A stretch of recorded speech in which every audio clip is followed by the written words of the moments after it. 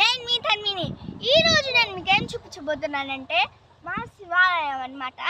ఈ శివాలయం చుట్టూ పొలాలు అయితే ఉంటాయన్నమాట. చుట్టూ పొలాలే ఉంటాయి, మధ్యలో మన శివాలయం ఉంటుందన్నమాట. చూడండి, చుట్టూ పొలాలే. అక్కడైతే రోడ్డు ఉంటుంది, ఇక్కడ నుంచి చుట్టూ పొలాలు ఉంటాయి, మధ్యలో మన శివాలయం అయితే ఉంటుందన్నమాట.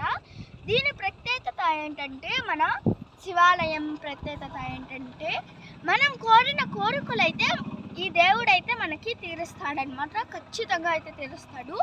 రండి చూపిస్తాను. చిన్నప్పుడైతే ఇదంతా కట్టలేదు, రీసెంట్గా అయితే కట్టారనమాట. ఇదంతా టైల్స్ మొత్తం రీసెంట్గా అయితే పెట్టారు.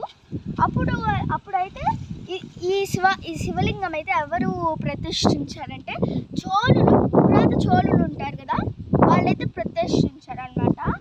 ఇదోండి, అప్పుడైతే భక్తులు అక్కడైతే ఇంత చిన్న రోడ్డు ఉండేదన్నమాట. రావడానికి రోడ్డు కూడా కాదు, మట్టి దారి అయితే ఉండేదన్నమాట. ఇంత చిన్నది. భక్తులు ఒక్కొక్కరు వచ్చేవాళ్ళనమాట. ఈ బోర్ లేకుండా మేము అక్కడ ఉండేది కదా కాలువ కనిపిస్తుందా, ఆ కాలువలో అయితే మేము లెగ్స్ హ్యాండ్స్ వాష్ చేసుకొని అయితే లోపలికి వచ్చేవాళ్ళం అనమాట. రండి మన దేవుడిని అయితే చూద్దాము. ఈ దేవుడి పేరు ఏంటంటే శ్రీలింగరాజ స్వామి అన్నమాట. మన స్వామి హర హర మహాదేవ శంభో శంకర. మన దేవుడు మన స్వామి. ఈ దేవుడు అయితే మనం కోరిన కోరికలన్నీ తీరుస్తాడనమాట. బయటకు వచ్చామంటే మనము ఇదోండి లింగేశ్వరుడు అనమాట.